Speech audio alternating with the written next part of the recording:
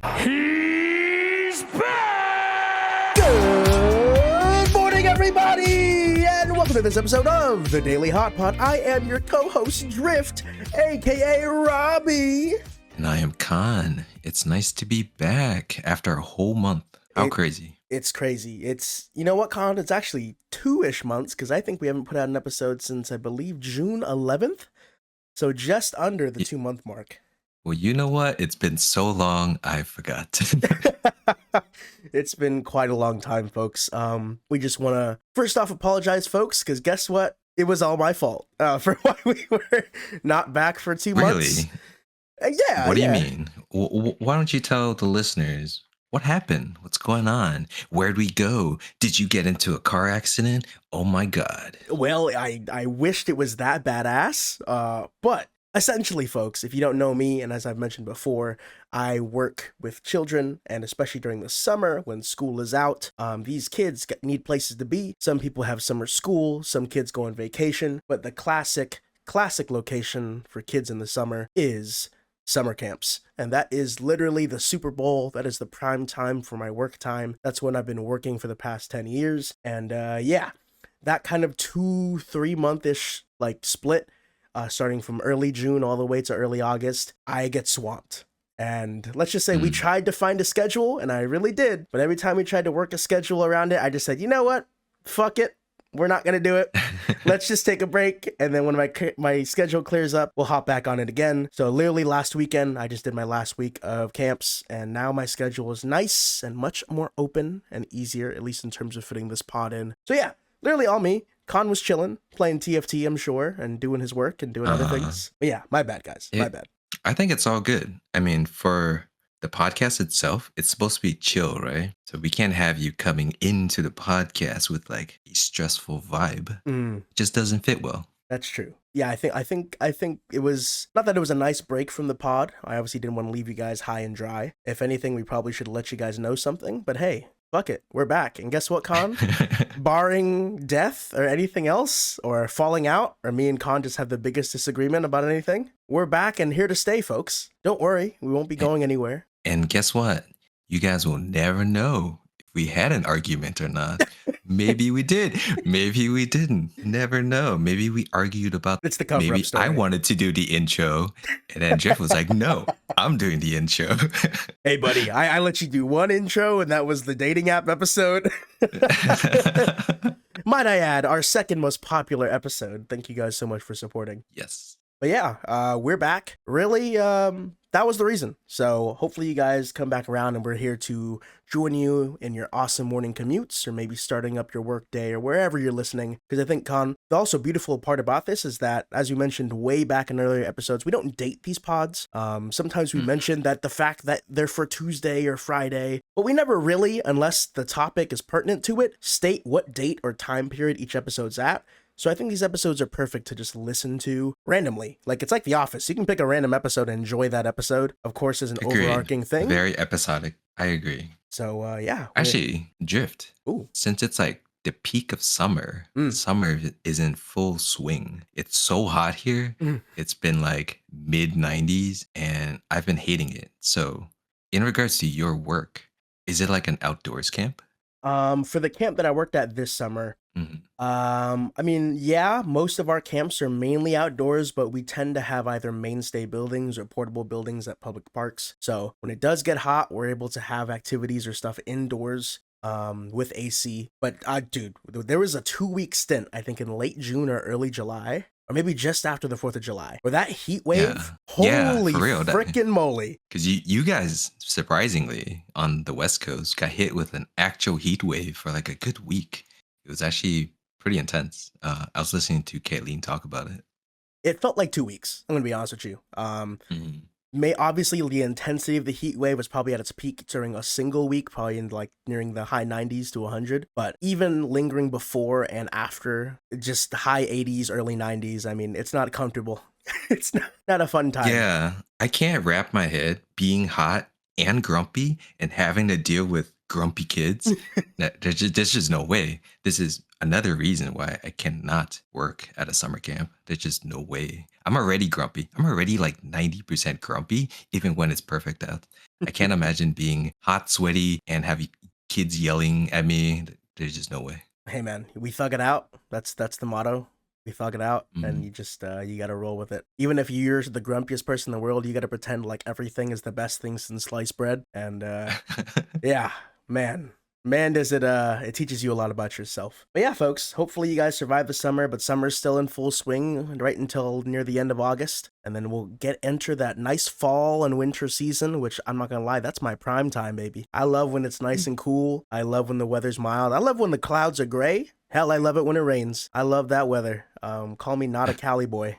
Definitely a Bay boy. But yeah, it's we're looking to survive right now, because it may not be a heat wave now, but it is hot as balls for both me and Khan. So once again, we're thugging it out. But Khan, there's something I wanted to touch on that Yeah. was definitely part of this past 2-month stint, this 2-month go around. And that is that if you folks are part of the social zeitgeist, if you're part of, if you're part of entertainment media and pop culture, then you may know a lot of things came out over the summer, but one of the big things that me and Khan actually finished recently was the newest season to House of the Dragon. Mhm. Yeah, It Khan actually just ended actually. just ended this past Sunday, Yeah. and 8 episodes. Very, very, very on point for us to talk about right now. Very on point. Hopefully this generates some clicks. So Khan, brother, what'd you think? There's like a category of movies and TV shows that I like to kind of categorize myself when I'm working or if I'm eating dinner or something. It's called the background show. Hmm. And my God, was this season a background show? It was, I thought there were definitely like pretty good scenes. And I guess the acting was okay. But for the most part, it kind of like taking a slow walk to your destination. And this season was just the walk. You didn't arrive yet. They saw you leaving and you haven't arrived yet. And that's how how I feel about it. I am very much inclined to agree. The whole first season, and just to let you guys know, going into this, if you haven't finished House of the Dragon, I'm not gonna lie, I'm gonna spoil some shit. If you don't want to listen to that, you can dodge this episode, but I need to talk about some things that are just bothering me, because I'm like, man. But yeah, the first season of House of Dragon was setting up this whole contention for the throne for Rhaenyra and Aegon, both the son of Viserys, and contending for the throne at King's Landing. And we're setting up, and it was building up to this point, like, oh, we set up all the pieces, we set up to both sides, we're finally gonna have a war. I was like, okay, season 2. We're gonna have our war. This is the war for the throne. And then season 2, we're still setting up to have this war for the throne. Like from episode 1 all the way to 8, everything was them talking about how we need to get ready to fight when there was absolutely zero fighting. And again, I'm someone who can love slow media and slow films, slow burn. All of Game of Thrones early seasons were all slow burn political intrigue and talking. I love that shit if it's well written, great character development, and great plot points that advance the plot. The beginning, we're setting up for the war. By the end, we're still setting up for the war. All these characters have been complaining and talking about the same conflicts and points of contention in the show since the beginning of the first season or since the beginning of season 2. Nothing, barely anything changed. And there were just some weird moments. Well, to be fair, there was one battle that was visually shown. Very and true. unfortunately, the show told us about other progress in the war, about cities and towns and castles being captured, but we don't get to see it. They showed us a map, a lot of map pointing, right? So from a casual viewer, which I consider myself one, it was boring, right? Oh yeah, Kristen, captured Castle A, B, C, but like, you don't get to see it, so it's not that impactful. And unfortunately, it was kind of like watching one of those like office TV shows or like lawyer TV show where they just sit around a conference table and talk about stuff, right? And it was a lot of that, like battle planning and war planning, very interesting, but you gotta show, not tell. I think, there's a lot of logistics that I understand with television, even with a show as high budget as this one, that obviously we can't show every dragon battle or everything. Like, I'm sure millions of dollars went to the battle at Rook's Rest, where they had that big Yeah. dragon fight and everything. And that's amazing. Like, even in Game of Thrones, they didn't have that many battles, but they made sure that they were poignant and they made sure they could show the advancement of everything going on. But, I mean, look, one of my biggest concerns of the show, or my biggest grievances with the season, was that, again, that the characters didn't really go anywhere. Like, Yeah. Rhaenyra stuck on Dragonstone, and they explain many times why. That she's the queen, she can't go out there and fight a dragon ride and fight on the dragons, because as soon as she's dead, one lucky ballista or one lucky dragon, whatever, gets the jump on her, she's dead, war's over, right? Okay, understand that. And her whole battle with her character is that, what can I do from this position where no one gives me respect because I'm a woman, I'm not born a fighter, I'm not this or that, but they're backing me because of my claim of the throne. I like the idea of that, but it took the entire season with her still, generally speaking, having that unresolved. And boy, my boy Daemon, holy crap, man. Why is he stuck in Luigi's mansion? God, Why is he stuck in Luigi's mansion in Harrenhal fighting his demons, bro? I don't understand. I love that from the first episode. Everyone's like, oh, that's so cool. He just captured it for like, so easily. That was like a cool scene. And every other episode, people were like, yo, the meme went around. Dude is just like playing Ghost Hunter, or dude's just in Luigi's mansion. Like, what's going on? I fell in love with that meme because supposedly I didn't read the book Fire and Blood, which is what this whole Targaryen history is based on, but George R. R. Martin wrote. But apparently Daemon is in Harrenhal for like a year in the book and doesn't really explain what he does. He's just there for a year. So I'm sure the writers took liberties and be like, well, we got to explain this whole year thing. How can we make it interesting? And it's like, all right, well, we can make him like battle his demons and really think like, oh, is he gonna turn on Rhaenyra? And is he gonna, draw the banners of the Rivermen and see the contentions of the River Lords once, the older Tully leader dies and his grandson takes over? Like, okay, I can understand the difficulty that comes with trying to make something out of nothing. But, they really tried to sell you on his character development, like him battling with himself on who he really what he really wants and who he really is. And is he still going to remain selfish and roguish, or is he going to actually put his heart into something? And they quote unquote solve it at the end in episode 8, where the witch gives him a vision and he sees the vision of ice and fire where the White Walkers will come, like everything from season 8 Game of Thrones. Dude, I rolled my eyes when he was talking. I was like, oh my god. And then as he was talking to Rhaenyra at the end, it's like, winter is coming. Like, shut the fuck up. Shut the fuck up. Oh man, it's just, yeah, I don't know. I mean, that's like the show's trump card, is that whenever any Targaryen doesn't understand, Rhaenyra's like, oh, my father told me the visions of ice and fire and the prophecy from Aegon the Conqueror and this, and then Daemon gets to see it and he understands, and that just basically trumps his whole loyalty or whatever. He's like, all right, well now I'm fully with Rhaenyra now. It's like, I don't know. I like it. I like the idea that, hey, there's like something happening in the future that's going to be a big deal. Unfortunately, we've already seen the future and we already know what happened. And you know what? We don't like it. We don't need to be reminded.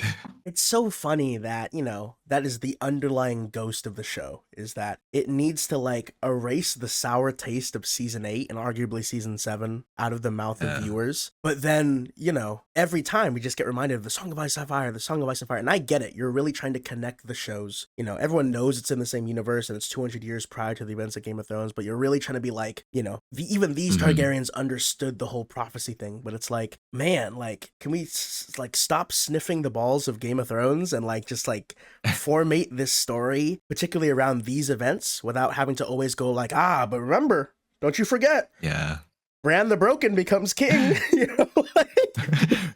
I know. Wait, man. Just to not to continue to talk about that flashback or the vision, do you think this means that it's confirmed that Daenerys is the prince that was promised? I know a lot of people, and it's interesting to talk about like the potential of Jon was the prince, or somebody else was the prince, or was Daenerys the prince? I mean, for me, from my takeaway from the vision, especially with the comet and everything, right? It seems like they kind of confirmed it, at least in That's what I got out of it. That's an interesting take. I would say, so my understanding from Damon's vision when he saw it was that, you know, he sees obviously Dany, because it's the iconic scene where she burns herself and she's nude and then she bores the 3 dragons. She's the mother of dragons. My understanding from that is that, you know, when he finally sees Rhaenyra on the throne after that vision, like part of his vision, but it's like after that particular vision sequence, my thinking is that he thinks that like she is the one to do it. Yeah. Right? So like he thinks, oh, well, that's Rhaenyra, and we envision her on the throne, so she's got to be the one. I have to back her. But in terms of what that says about Dany, man, I couldn't say it, because I've always thought that, you know, obviously fingers pointed to like Jon being the prince that was promised, because he is the one to unite ice and fire, right? Literally by blood and by, you know, everything. So I don't know. I say I disagree. I don't think it says that Dany's the prince that was promised. I think really what I believed it was this whole thing that Daemon mistakens the vision and thinks that this whole like sequence of like, who is this great Targaryen who will, you know, save everything. He sees a woman with white hair with dragons. He goes, oh, that must be Rhaenyra, not realizing that. No, I agree. I agree. I mean, the whole prophecy fucks around with Targaryen people who actually have seen the prophecy anyway. It fucks them up. Like, they always misunderstand the prophecy, quote unquote. Always. But man, that's like my immediate reaction to seeing it, like that the show itself, especially with the comet. I don't know. That's what I got from it. I'm in the boat that Jon is the prince, but once again, casual viewer, I don't really care about that much. Right. I think we should preface the fact that me and Khan both are definitely on the more casual side. I might know a little bit more about Game of Thrones history just because I was interested in it for a little while, but I haven't read all the books. I have them all, actually. They're right above me on my shelf. I about like a quarter way through the first book. Not that it was boring. I just randomly stopped because I had things in the way and I never hopped back in. So maybe that'll be something I'll finish sometime. But yeah. And I don't read. I don't read, so yeah. Neither do I. Really, realistically, neither do I. But yeah, I mean, other things about this season. Again, we harped on it very much. I'm not gonna call it a like atrociously terrible season. Like it definitely does not fall under the likes of like Game of Thrones season 8 and 7. Like it doesn't fall under a travesty of being nonsensical and terrible writing. It just falls under like, hey, we've waited 2 years for this season and you've given us a giant 8 episode, which supposedly was supposed to be 10, but the studio like cut them to 8 episodes. But you have an 8 episode length trailer for season 3. It felt like half a season. I mean, right? I agree. It felt like half a season. Yeah. Because usually within, I guess, a general season of a TV show there's the middle part where it's essentially a recap. Okay, we kind of set everything's up for the finale, and we're going to move towards the finale. And that's what it's kind of feeling like for me, where it's like, oh, episode 8 was just a recap episode. Where it's like, okay, yeah, we're ready. It seems like they wrapped up so many things in episode 8, which again, in a world where, you know, in writing, you're like, oh, well, isn't that obvious? Like the last episode of a season should wrap everything up. It's like, yeah, but it's weird how in episode 8, it felt like it just had to wrap everything up because it was like, okay, we need to tie all the loose ends that we kind of planted in season 2 just to be like, all right, now we're ready for season 3. And not so much that they were each their own complete, very good, well put together arcs, but it's like they just throw out some fish hooks for us to just nibble on for a while. And it's like, all right, guys, we're just kind of setting you up for the big season next season. And I'm like, dude, like no one went through any drastic changes. Only big things were like plot things like, oh, Rhaenyra lost to Dragon Rider, which sucked. Rhaenys was a cool character. Oh, she gained 3 more Dragon Riders. Okay. Aegon went to fight her and now she's gone. It's like, there wasn't sweeping character changes or anything that's significant for the season, and I think it was just a real big fluff piece nothing burger of just, okay, well, I guess we're waiting for season 3. So 2 years, guys. Wait till 2026 when we see season 3 of House of the Dragon. I think they talked about production is going to start 2025 early, so 1 year, 1.5 year after that. So potentially 26, right? Like literally 2 years from now. I don't know, guys. Again, like if they did, like, it would soften the blow a little bit to me if they had done the Lord of the Rings style shoot where they basically shot season 2 and like most of 3, and then basically they release season 2 now. and it's like, okay, it's kind of a setup season, but you only have to wait one more year for season 3 because they're just kind of wrapping up a lot of production stuff on that. And I'm like, okay, I'm a little softer on that, just 1 year, and then I gotta go. We'll get to see season 3. But the fact that it's gonna be a 2-year cycle for House of the Dragon just feels so heavy, so daunting, so just like, oh my gosh, like especially if you give us a season like this, like it only exacerbates those issues when you have to wait two years per season. Because correct me if I'm wrong, I wasn't there during the high time when Game of Thrones was the most popular. As I talked about before, I like watched Game of Thrones during like a year after COVID. Like I finished them all through, so like I was able to binge it all. But were you there from beginning ish to end for Game of Thrones? No, I was a season 6 guy. Okay. Gotcha. I literally caught it on the downhill. Oh no. Yeah. Personally, I actually didn't like the first season initially. Like the whole I'm very much a generic medieval fantasy guy. I like generic medieval tropes, fantasy tropes, storytelling. So the fact that like freaking Boromir gets killed off immediately, I'm like, you know what? I don't know. Not again. Yeah. Going back to like season 1, I think what's his name? Boromir. Ned Stark, yeah. Yeah, his right-hand man, the I guess captain of his guard. Yes, where he's just forgetting his name. Jory? Jory? Yeah, Jory. Something like yeah, that. Jory. Yeah. Dude, I love that guy, man. I love background characters. So like the fact you're that a big Boba Fett guy. guy. You're a big Boba Fett guy from OG Star Wars. Yeah. So the fact that he was like chit-chatting with Jamie, and literally like 2 scenes later, Jamie stabs him in the eye, right? Spoiler alert. I'm like, you know what? Not cool, Jamie. I don't like this. But yeah, I stopped it, and then I came back because Game of Thrones became more of a generic medieval fantasy, especially with like the whole Jon Snow thing. Blah blah blah. Like the chosen one prophecy thing. Yeah. It'd be like, okay, now this is in the realm of fantasy that I'm starting to like, dig. Yeah.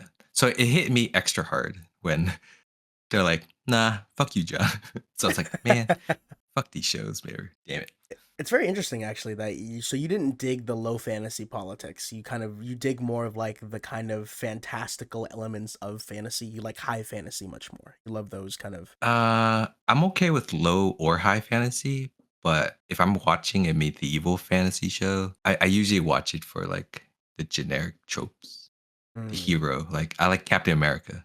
I like Superman as how he should be Superman. Like those are the kind of quote unquote heroic movie or tropes that I like watching. Okay. So you're a sucker for, I mean, we talked about this in previous episodes, but you're a sucker for a hero story. I think the people know this. Yeah. I'm all for it, man. I will watch the shittiest B movie if it follows a very generic, easy to follow story. So this way I can just like eat dinner, skim dialogue if I need to, get to the good part, get to the action. I respect that. I'm kind of a basic bitch when it comes to medieval fantasy. And there's nothing wrong with that. I mean, circling back to House of the Dragon Season 2, were there any highlights, at least good things you want to talk about for the show? Because I have a few. And any characters you want to highlight that you found particularly interesting or moments? Yeah, a couple of low points would be castle security sucks ass for some reason. The worst. I don't know. Like, how can you assassinate a prince? I don't get it. How do you let a queen sneak into, I don't know, the enemy kingdom castle twice? Both ways. It's very confusing.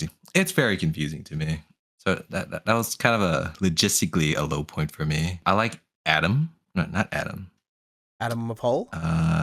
No. The other one? The other bastard son? Yeah. The one without a dragon. Oh yeah, isn't that Adam? Or no, that's not Adam. That's Aaron. Might be Aaron. I think yeah. One of those guys. I like him. Stoic guy. Oddly enough, everyone hates on Christian, but the last scene that he had where he kind of like had some sort of like, I don't know, depression talk with. That was a good monologue. I'll admit that was a good one. That was a good monologue, man. I like the whole, oh man, what the fuck's going on? I like watching it from like the soldier's point of view. So that was a pretty interesting scene for me. I liked it. I don't know where that's gonna lead. I mean, I already know all the spoilers, but I don't know how he's gonna develop into a character because man, I don't like him at all. But that was a good scene from him, and I could see him going from there. I actually, again, as I reiterate, I love that scene too. I actually like him as a character because I don't like him as a character. Yeah, yeah. I think, you know, this is like a Joffrey situation in Game of Thrones where people like some like normies give a lot of shit to like the actor when they don't Mhm. realize that they just dislike the character, not the person. But that just means that actor's doing a great job making you hate this motherfucker. Like Kristen Cole, again, why that monologue? That was one of the things I actually wanted to highlight too, because that monologue was a great sense at the last episode because again, that soldier point of view, like of like they always been saying, I forget the quote exactly is, but it's like when dragons dance, like everyone loses, right? Like there's no winners when dragons dance, which is like Yeah. it's like I think like dust at their feet right. was the line. It's like, Yeah. you know, we used to think warfare was all the foot soldiers, the men on the ground and on horses, but once the dragons get involved, like forget it, like nothing else matters. Like what are we to do? Yeah. I Yeah. like once again, I like seeing the logistics of warfare. I don't like seeing the conference table talk to a map, if that makes sense, right? Like you can skip the battle, but like show me the consequences of the battle, right? Uh, I would prefer that over cut to the scene where they're in the throne room talking about what happened. Like I do not care about that. I think I agree. I think they had moments where they could have done that because I'm okay if they're in the throne room or at the battle map if they do talk of a battle in post or even prepping for a Mm. battle to see like, oh, well, we have men here, but we can't afford this in here. Like they had small moments like that, like before attacking Rook's Rest, Aemon and Kristen Cole like talk about their plan of like, we'll attack Rook's Rest. It's an easy, you know, an easy take while they're gathering their forces in the Riverlands. But you know, my issue was that contrary to you, I love the first season of Game of Thrones because I think the politics and all the intrigue was dialed in so well that I felt a lot of the politics and intrigue in this season. And even in just maybe in House of the Dragon in general, maybe better in season 1, but in season 2, like I felt like a lot of the political intrigue just wasn't as much there, but that's mainly because there isn't a lot of backstabbing. Like the whole point of House of the Dragon is that are you team green or are you team black? So I can understand why that takes a back seat, but I just don't see as much political maneuvering. I mean, they hint at it with like I'm forgetting her name, but her nickname amongst the common folk is like the Worm, the lady that Rhaenyra randomly makes out with.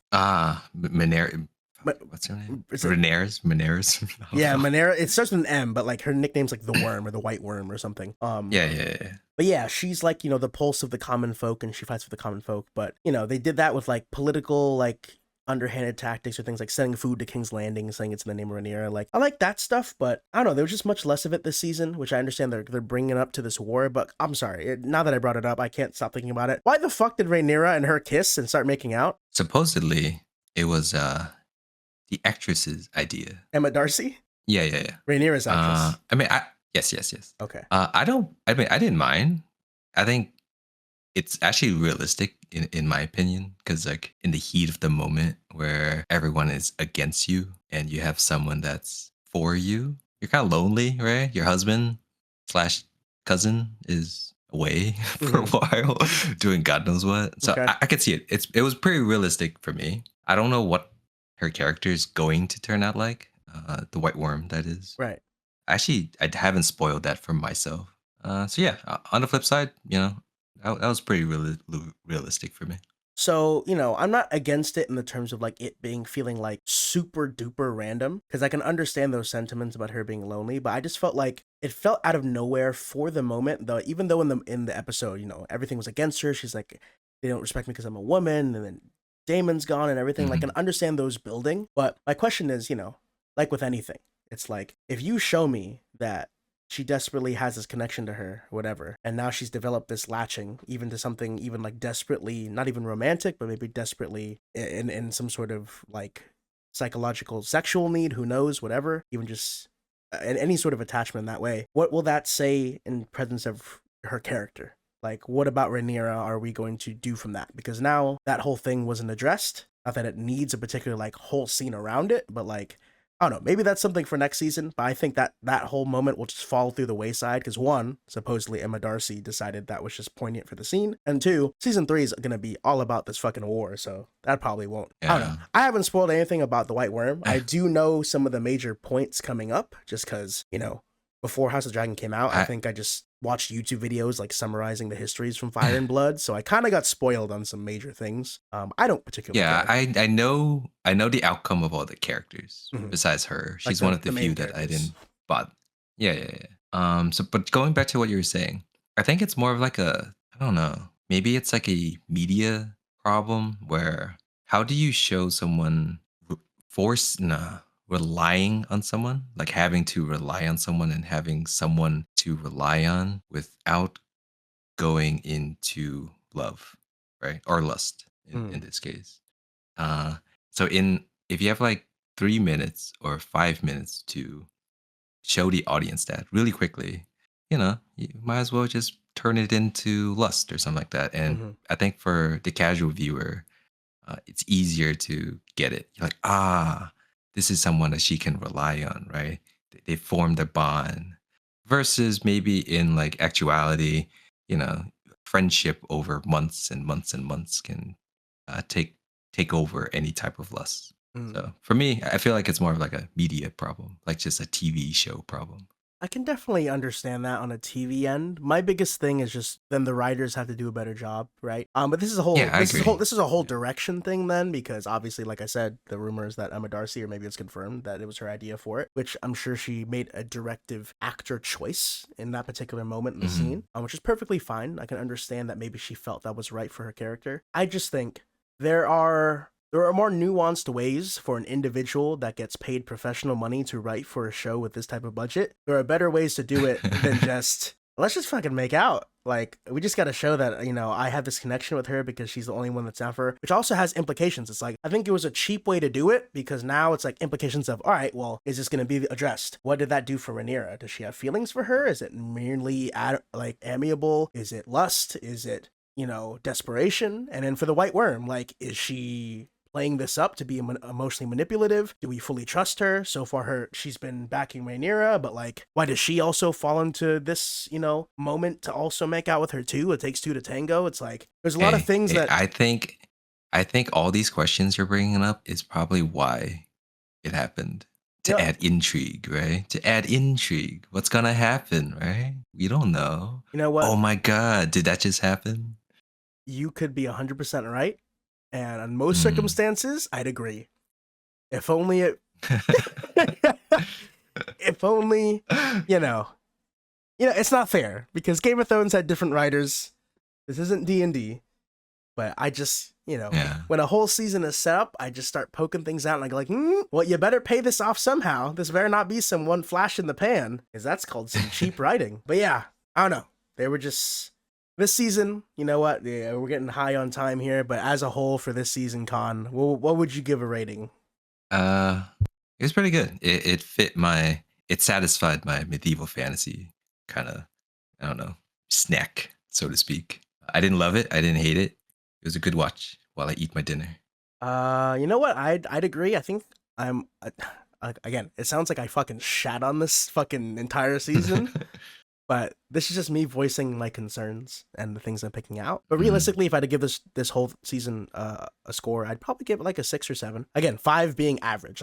Like it's fine, whatever. Like it's a fine-ish show. 6 or 7, probably more 7. Because I think there were still a lot of great things about the show. The special effects look great. The acting, I thought for the most part, even if I didn't agree with certain writing choices or things like that, I thought was still well acted. The cinematography, still beautiful as always for the show. And again, there were still some awesome characters and still we get to see our recurring characters and everything.